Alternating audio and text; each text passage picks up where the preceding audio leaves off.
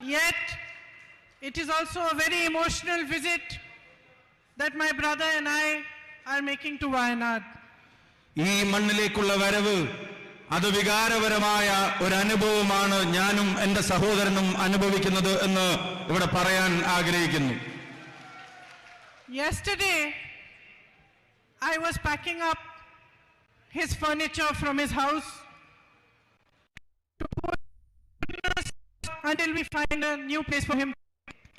ഞാൻ ഇന്നലെ തുഗ്ലക് ലൈനിലെ എൻ്റെ പ്രിയപ്പെട്ട സഹോദരന്റെ വീട്ടിൽ നിന്ന് അദ്ദേഹത്തിന്റെ സാധന സാമഗ്രികൾ അത് മടക്കി വെക്കുകയായിരുന്നു. അതൊരു പുതിയ സ്ഥലത്തേക്ക് മാറ്റേണ്ടതുണ്ട് എന്ന് ഞങ്ങൾക്കറിയാം.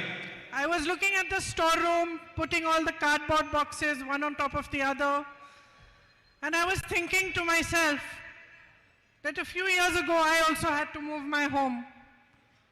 I had my children to help me, my husband helped me. I have a family of my own, and I was thinking my brother doesn't have his own children, his own wife and family to help him, even though he has the rest of us. ഏതാനും വർഷങ്ങൾക്ക് മുമ്പ് എനിക്കും ഇതുപോലൊരു അനുഭവം ഉണ്ടായിരുന്നു. ഞാൻ താമസിച്ച സ്ഥലത്ത് നിന്ന് ഞാൻ മാറി താമസിക്കേണ്ടി വന്നു. അന്ന് സാധന സാമഗ്രികൾ എടുത്തു വെക്കാൻ എനിക്ക് എൻ്റെ കുഞ്ഞുങ്ങളുടെ സഹായമുണ്ടായിരുന്നു. എൻ്റെ പ്രിയപ്പെട്ട ഭർത്താവ് എന്നോടൊപ്പം ഉണ്ടായിരുന്നു.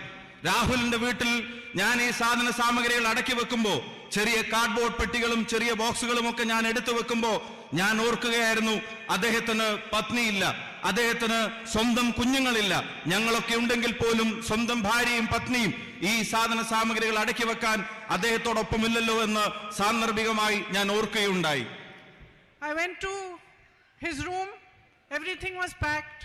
Only the 2 sofas were left. He was sitting there alone. I said to him, tomorrow we are going to Wayanad. ഞാൻ അദ്ദേഹത്തിന്റെ റൂമിലേക്ക് കടന്നു ചെന്നു. അവിടുന്ന് സാധന സാമഗ്രികളെല്ലാം മാറ്റാൻ അവിടെ റെഡിയാക്കി വെച്ചിരിക്കുകയായിരുന്നു. 2 സോഫ ഒഴികെ മറ്റതെല്ലാം അടക്കി വെച്ചിരുന്നു.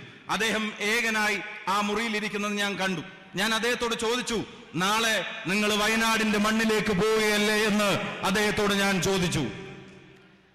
I said, I'm not very good at speaking in English, making speeches. So I looked at him. He answered me, don't worry. Speaking in Wayanad is the easiest. All you have to do is talk to them as if you are their family, because you are their family. വയനാട്ടിലേക്ക് കടന്നു വരുന്നതിനെ സംബന്ധിച്ച് ആലോചിച്ചപ്പോൾ എൻ്റെ ചെറിയൊരു ആശങ്ക ഞാൻ പങ്കുവച്ചു. ഇംഗ്ലീഷിൽ അത്ര ഫ്ലുവൻ്റ് ആയി സംസാരിക്കുക, അത്ര ഒഴുക്കോടുകൂടി സംസാരിക്കുന്ന കാര്യത്തിൽ എനിക്ക് ചില പരിമിതികളില്ലേ എന്ന് ചോദിച്ചപ്പോൾ അദ്ദേഹം എന്നോട് പറഞ്ഞ മറുപടി, ഒട്ടും ആശങ്കപ്പെടേണ്ടതില്ല, നിങ്ങൾക്ക് ഏറ്റവും ലളിതമായി സംസാരിക്കാൻ കഴിയാവുന്ന ജനത ആരോടെന്ന പോലെ എന്ന് വെച്ചാൽ നിങ്ങൾ നിങ്ങളുടെ കുടുംബത്തോട് സംസാരിക്കുന്നത് പോലെ വയനാടിനോട് സംസാരിക്കാമെന്ന് അദ്ദേഹം എന്നോട് മറുപടി പറയുകയുണ്ടായി. So here I am today talking to my family, my brothers and sisters, my brother's family. അതുകൊണ്ട് തന്നെ ഞാൻ ഇന്ന് വയനാടിന്റെ മണ്ണിലുണ്ട്.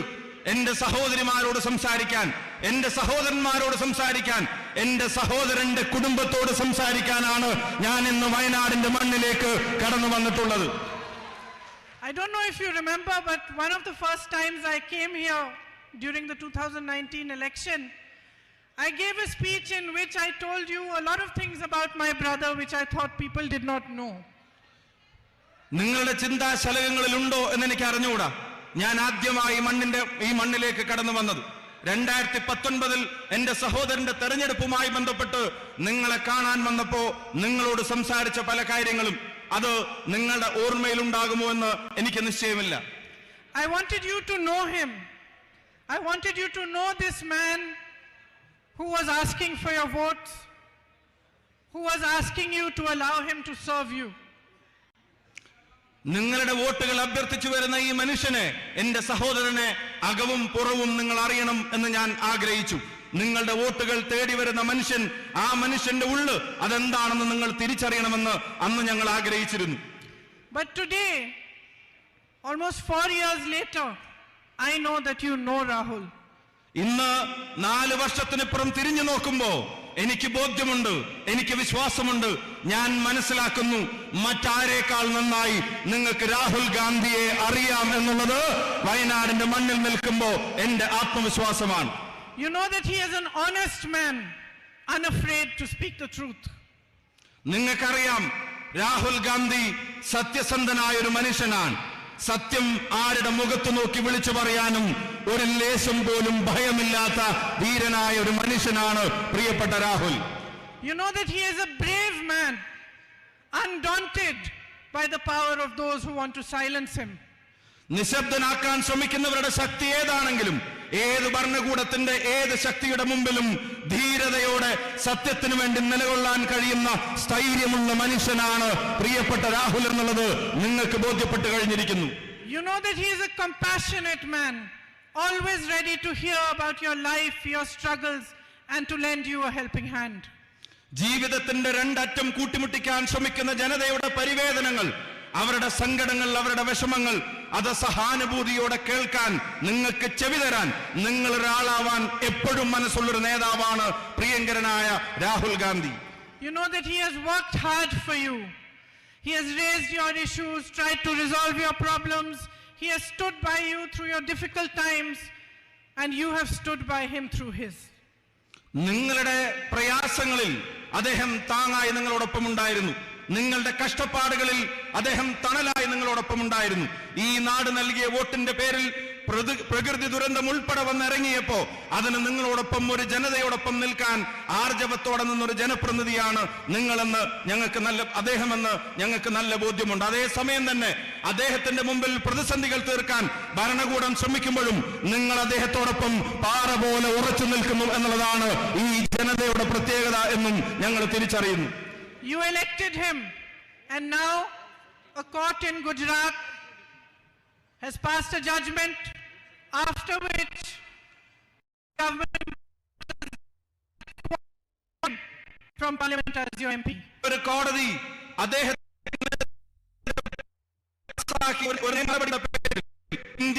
അദ്ദേഹത്തിന്റെ അംഗത്വം എന്ന യോഗ്യത അതില്ലാതാക്കാൻ ഭരണകൂടം ശ്രമിച്ചത് നിങ്ങൾക്കറിയാം. His future as your MP is in the hands of the courts. For me, it is a strange thing to know this, to know that you elected him and that for the time being he has been disqualified from even fighting another election for 8 years. അദ്ദേഹത്തിന്റെ parliament member എന്ന പദവിയുടെ സാങ്കേതികത്വം അതിനി കോടതികളുടെ മുമ്പിലാണ് എന്ന് എനിക്കറിയാം. 4.25 ലക്ഷം വോട്ടിന്റെ ഭൂരിപക്ഷത്തിന് ഒരു ജനത 5 വർഷത്തേക്ക് ഇന്ത്യയുടെ പാർലമെന്റിലേക്ക് തെരഞ്ഞെടുക്കപ്പെട്ട ഒരു മനുഷ്യൻ, ആ മനുഷ്യൻ അടുത്ത തെരഞ്ഞെടുപ്പിൽ മത്സരിക്കണമോ വേണ്ടയോ എന്നുള്ളത് പോലും ഇങ്ങനെ സാങ്കേതികത്വത്തിന്റെ കുരുക്കിൽ തൂങ്ങിയാറ് നിൽക്കുന്നത് ഒരു വിരോധാഭാസമായി എനിക്ക് അനുഭവപ്പെടുകയാണ്. To ask questions, to demand accountability, to raise issues is the job of a parliamentarian. ഒരു പാർലമെന്റ് മെമ്പറുടെ ജോലിയാണ് ഭരണകൂടത്തോട് ചോദ്യങ്ങൾ ചോദിക്കുക എന്നുള്ളത്. ജനത തെരഞ്ഞെടുക്കപ്പെട്ട ഒരു വ്യക്തിയുടെ ഉത്തരവാദിത്തമാണ് ഭരണകൂടത്തെ അതിന്റെ ചെയ്തികൾക്ക് ഉത്തരവാദികളാക്കി നിലനിർത്തുക എന്നുള്ളത്. നാടിന്റെ അനീതികളിൽ ചോദ്യം ചോദിക്കാനുള്ള ഉത്തരവാദിത്തം ഒരു ജനപ്രതിനിധിയുടേതാണ് എന്ന് ആവർത്തിച്ച് പറയാൻ ഞാൻ ആഗ്രഹിക്കുന്നു. It is a right enshrined in our constitution that we are free to express ourselves, we are free to ask, we are free to debate, we are free to dissent. ഇന്ത്യയുടെ ഭരണഘടന നമുക്ക് നൽകുന്ന അവകാശങ്ങളുണ്ട്. അത് നമ്മുടെ സ്വതന്ത്രമായ അഭിപ്രായ പ്രകടനത്തിന്റെ അവകാശങ്ങളാണ്. അത് സ്വതന്ത്രമായ ചർച്ചകൾക്കുള്ള അവകാശങ്ങളാണ്. അത് ഈ നാട്ടിലെ ഭരണകൂടത്തോട് ചോദ്യങ്ങൾ ചോദിക്കാനുള്ള അവകാശമാണ്. അത് ഈ നാട്ടിലെ ഭരണകൂടത്തോട് വിയോജിപ്പ് രേഖപ്പെടുത്താനുള്ളത് കൂടിയാണ് എന്ന് ഞാൻ ഓർമ്മപ്പെടുത്തുന്നു. I find it even stranger that a whole government, every minister, every MP, even the Prime Minister himself, finds it acceptable and appropriate to malign and mercilessly attack one man just because he asked a question they could not respond to. കൂടുതൽ ഞാൻ പറയാൻ ആഗ്രഹിക്കുന്നു, വിരോധാഭാസമെന്ന് ഞാൻ പറയട്ടെ. ചോദ്യങ്ങൾ ചോദിക്കുന്ന ഒരു മനുഷ്യനെ ഭരണകൂടത്തിന്റെ മുമ്പിൽ ആർജവത്തോടെ എഴുന്നേറ്റ് നിൽക്കുന്ന ഒരു മനുഷ്യനെ അദ്ദേഹത്തെ അപമാനിക്കുവാൻ, അദ്ദേഹത്തെ പരിഹസിക്കുവാൻ, അദ്ദേഹത്തെ വളഞ്ഞിട്ടാക്രമിക്കാൻ ഭരണകൂടത്തിന്റെ അടിമകളായ ജനപ്രതിനിധികൾ, അവരുടെ മന്ത്രിമാർ, അവരുടെ പ്രധാനപ്പെട്ട പദവികളിരിക്കുന്നവർ, അവരെല്ലാവരും വരി വരിയായി നിന്ന് ഒരു മനുഷ്യനെ വേട്ടയാടാൻ ശ്രമിക്കുന്നതിന്റെ കാരണം അദ്ദേഹം ഈ ഭരണകൂടത്തോട് ചോദ്യങ്ങൾ ചോദിക്കുന്നു എന്നുള്ളത് തന്നെയാണ് എന്ന് ഞാൻ തിരിച്ചറിയുന്നു. But then, my brothers and sisters, the truth is always uncomfortable, especially for those who lie, for those who unleash an industrial scale of propaganda against anyone who dares to question them. പ്രിയപ്പെട്ട സഹോദരീ സഹോദരന്മാരെ, വ്യവസായവൽക്കരിക്കപ്പെട്ട പ്രൊപ്പഗൻഡകൾ, വിദ്വേഷ പ്രചരണങ്ങൾ ഇവിടുത്തെ ഭരണകൂടം മുഖമുദ്രയാക്കുമ്പോ, ഇവിടെ ചോദ്യങ്ങൾ ചോദിക്കുന്നവനെ അപമാനിക്കാനുള്ള ശ്രമങ്ങൾ ഇവിടുത്തെ ഭരണകൂടത്തിന്റെ സ്വഭാവവും ശീലവുമാകുമ്പോ അതിനെ പ്രതിരോധിക്കേണ്ടത് അനിവാര്യതയാണ്. Our nation was built on the foundation of truth, of non-violence, equality and justice. സത്യത്തിന്റെ അടിത്തറയിൽ, സമത്വത്തിന്റെ വിശാലതയിൽ, നീതിബോധത്തിന്റെ ഉത്തമ ശൃംഖങ്ങളിൽ രൂപം കൊണ്ട ഒരു രാജ്യമാണ്, ഒരു ദേശമാണ് ഇന്ത്യ എന്ന് ഞാൻ ഓർമ്മപ്പെടുത്തുന്നു. Our fight for freedom was called Satyagraha. It was a fight for truth. സത്യത്തിനു വേണ്ടിയുള്ള പോരാട്ടങ്ങൾ, ആ പോരാട്ടങ്ങളുടെ ചരിത്രമായിരുന്നു ഇന്ത്യയുടെ മണ്ണിൽ നടന്ന സത്യാഗ്രഹ സമരങ്ങൾ, നീതിക്ക് വേണ്ടിയുള്ള പോരാട്ടങ്ങൾ. The parliament, the judiciary, the media, these were institutions built to protect these freedoms. ഈ നാട് അനുഭവിക്കുന്ന സ്വാതന്ത്ര്യങ്ങൾ, ആ സ്വാതന്ത്ര്യങ്ങൾ അത് സംരക്ഷിച്ചു പിടിക്കാൻ വേണ്ടിയാണ് ഇന്ത്യക്കൊരു പാർലമെന്റ് ഉണ്ടായത്. ആ നീതിബോധം ഉയർത്തിപ്പിടിക്കുന്നതിന് വേണ്ടിയാണ് ഇന്ത്യക്കൊരു കോടതി സംവിധാനങ്ങൾ, നിയമ സംവിധാനങ്ങൾ ഉണ്ടായത്. അവിടെ വരുന്ന പോരായ്മകളെ തുറന്നെഴുതുന്നതിന് വേണ്ടിയാണ് ഇന്ത്യയിൽ ജനാധിപത്യത്തിന്റേതായ ഒരു മാധ്യമ സംസ്കാരത്തെ നാം കെട്ടിപ്പടുത്തിയെടുത്തത്. Yesterday, while watching television, I heard some ministers of the BJP saying that the Congress party has taken one man's issue and is making it out of to be an issue of democracy. ഇന്നലെ ബിജെപിയുടെ ചില മന്ത്രിമാർ, ബിജെപിയുടെ ചില നേതാക്കന്മാർ അവർ ടിവിയിലൂടെ പറയുന്നത് ഞാൻ കേൾക്കാനിടയായി. കോൺഗ്രസ് പ്രസ്ഥാനം ഒരു വ്യക്തിയുടെ പ്രശ്നത്തെ പൊക്കിപ്പിടിച്ചു വരുന്നു, ആ വ്യക്തിയുടെ പ്രശ്നം അത് ഇന്ത്യയുടെ പ്രശ്നമാക്കി വളർത്താൻ അവർ ശ്രമിക്കുകയാണ് എന്ന് ഇന്നലെ ചില ബിജെപി നേതാക്കന്മാർ പറയുന്നത് ഞാൻ കേൾക്കാനിടയായി. It seems to me to be exactly the opposite. The entire government and the BJP are trying to turn our democracy upside down just to protect one man. His name is Gautam Adani. പക്ഷേ എനിക്ക് അനുഭവപ്പെട്ടത് മറ്റൊരു രീതിയിലാണ്. ഒരു വ്യക്തിയെ വേട്ടയാടാൻ വേണ്ടി, ഒരു വ്യക്തിയുടെ പ്രശ്നങ്ങൾ ഇന്ത്യ മുഴുവൻ ഒരു വിഷയമാക്കാൻ കോൺഗ്രസ് ശ്രമിക്കുന്നതായിട്ടല്ല എനിക്ക് അനുഭവപ്പെട്ടത് ഒരു വ്യക്തിയുടെ സംരക്ഷണത്തിന് വേണ്ടി ഇന്ത്യയുടെ പ്രധാനമന്ത്രി, ഒരു വ്യക്തിയുടെ സംരക്ഷണത്തിന് വേണ്ടി ഇന്ത്യയുടെ ഭരണകൂടം, ഒരു വ്യക്തിയുടെ സംരക്ഷണത്തിന് വേണ്ടി ഇന്ത്യയുടെ ഭരണഘടനാ സ്ഥാപനങ്ങൾ അവരെല്ലാവരും അണിനിരക്കുന്നത് ഒരു വ്യക്തിയുടെ സംരക്ഷണത്തിന് വേണ്ടിയാണ്. ആ വ്യക്തി മറ്റാരുമല്ല, അത് ഗൗതം അദാനിയാണ് എന്ന് എനിക്ക് ബോധ്യപ്പെട്ടിരിക്കുന്നു. Our country is at a crossroads. What has happened to my brother is just a symptom. It is a symptom of how far we are down the path towards a dictatorship today. Today, the government believes that it can silence any dissent. It believes it can take our ports, our airports, even some of our defense establishments, and pass them on to their businessmen friends. ജനാധിപത്യത്തിന്റെ നിർണായകമായ ഒരു നാൽക്കവലയിൽ ഈ രാജ്യം നിൽക്കുകയാണ്. ഒരു പാത എന്റെ സഹോദരൻ നയിക്കുന്ന പാതയാണ്. മറ്റൊരു പാതയിൽ നിങ്ങൾ കാണുന്നുണ്ട് ഈ രാജ്യത്തിന്റെ സ്വത്ത് സമ്പത്തുകൾ മുഴുവൻ, ഈ രാജ്യത്തിന്റെ അഭിമാന സ്തംഭങ്ങൾ മുഴുവൻ ഒരു വ്യക്തിക്ക് തീരെഴുതി കൊടുക്കുന്നത് നിങ്ങൾ കാണുന്നുണ്ട്. ആ പാതയിൽ ഇന്ത്യയുടെ തുറമുഖങ്ങൾ സ്വകാര്യ വ്യക്തികൾക്ക് കൈമാറുന്നു. ആ പാതയിൽ ഇന്ത്യയുടെ എയർപോർട്ടുകൾ അത് സ്വകാര്യ വ്യക്തികളുടേതായി മാറുന്നു. ആ പാതയിൽ എന്തിനധികം പറയുന്നു, പ്രതിരോധ രംഗത്തെ ഇന്ത്യയുടെ അഭിവാജ്യമായ അഭിമാന സ്തംഭങ്ങൾ പോലും വിൽപ്പനക്ക് വെച്ചിരിക്കുന്ന പാതയാണ് മറ്റൊരു പാതയായി നമ്മൾ കാണുന്നത്.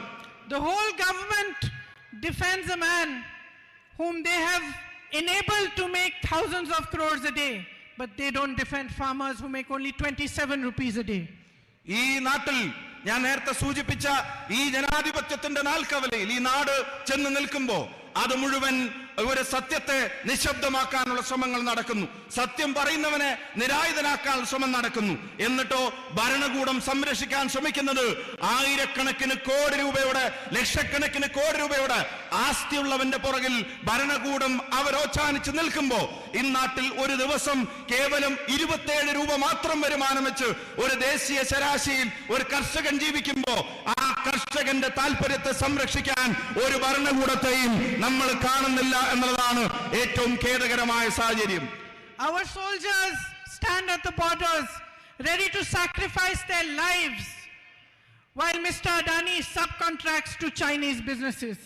ഈ നാടിന്റെ അതിർത്തി കാക്കുന്നവൻ, ഈ നാടിന്റെ അതിരുകളിൽ രാജ്യത്തിന്റെ സുരക്ഷയ്ക്ക് വേണ്ടി പോരാടുന്നവൻ, അവന്റെ ജീവൻ ത്യജിക്കാൻ ചൈനയുടെ അതിർത്തികളിൽ പോരാടാൻ തയ്യാറായി നിൽക്കുമ്പോ അവിടെ ചൈനയ്ക്കും അദാനിക്കും വേണ്ടി ഈ ഗവൺമെന്റ് ഒത്താശ ചെയ്തു കൊടുക്കുന്ന കാഴ്ചകൾ നമ്മൾ കണ്ടു നിൽക്കേണ്ടി വരികയാണ്. Our Prime Minister feels responsible to defend Mr. Adani, but he feels no responsibility towards the people of India. അദാനിയെ സംരക്ഷിക്കാൻ, അദാനിയുടെ ഉത്തരവാദിത്തങ്ങൾ നിറവേറ്റാൻ ഇന്ത്യയുടെ പ്രധാനമന്ത്രിക്ക് സമയമുണ്ട്, താല്പര്യമുണ്ട്. പക്ഷേ ഈ രാജ്യത്തെ ജനതയുടെയും അതിന്റെ കാവൽ ഭടന്മാരുടെയും രാജ്യത്തിന്റെ പട്ടാളക്കാരുടെയും ഉത്തരവാദിത്തങ്ങൾ നിറവേറ്റാൻ പ്രധാനമന്ത്രിക്ക് താല്പര്യവും സമയവുമില്ല. This government believes that it owns India, but India belongs to you, my brothers and sisters. ഈ സർക്കാരും അതിന്റെ അധികാരത്തിൽ ഇരിക്കുന്നവരും കരുതുന്നത് ഇന്ത്യ അവരുടെ തറവാട്ട് സ്വത്താണ് എന്നുള്ളതാണ്. പക്ഷേ ഇന്ത്യ നിങ്ങളുടേതാണ്, ഈ സഹോദരന്മാരുടേതാണ് എന്ന് ഞാൻ ആവർത്തിച്ച് പറയാൻ ആഗ്രഹിക്കുന്നു. Standing here today, I ask you, each one of you and all those watching, put India first now. എന്റെ മുന്നിലിരിക്കുന്ന മുഴുവൻ സഹോദരന്മാരോട്, ഞങ്ങളെ കേൾക്കുന്നവരോട്, ഞങ്ങളെ കാണുന്നവരോട് വിനീതമായി ഞാൻ അഭ്യർത്ഥിക്കുന്നു, എല്ലാ വ്യക്തി താല്പര്യങ്ങൾക്കും അപ്പുറത്ത്, എല്ലാ സ്വകാര്യ താല്പര്യങ്ങൾക്കും അപ്പുറത്ത് ഇന്ത്യയുടെ താല്പര്യം ഒന്നാമതാവാനുള്ള തീരുമാനം നമ്മൾ എടുക്കേണ്ട സമയം അതിക്രമിച്ചു കഴിഞ്ഞിരിക്കുന്നു. When the institutions are failing to be checks and balances for the government, it is our job, the people of India's job, to become the check and balance for this government. ജനാധിപത്യ സംവിധാനങ്ങളുടെ സന്തുലിതാവസ്ഥ നഷ്ടപ്പെടുന്ന ഒരു സാഹചര്യത്തിൽ അവയെ സംരക്ഷിക്കാൻ ഭരണഘടനാ സ്ഥാപനങ്ങൾ ദയനീയമായി പരാജയപ്പെടുമ്പോ, അവർ വെറും നോക്കുകുത്തികളാകുമ്പോ ഈ നാടിന്റെ ജനാധിപത്യ ബോധത്തെ സംരക്ഷിക്കാനുള്ള ഉത്തരവാദിത്വം ഇന്ത്യയുടെ ജനതയുടെ മേലെ വന്നു ചേരുകയാണ്, നമ്മുടെ മേലിൽ അത് വന്നു ചേരുകയാണ്.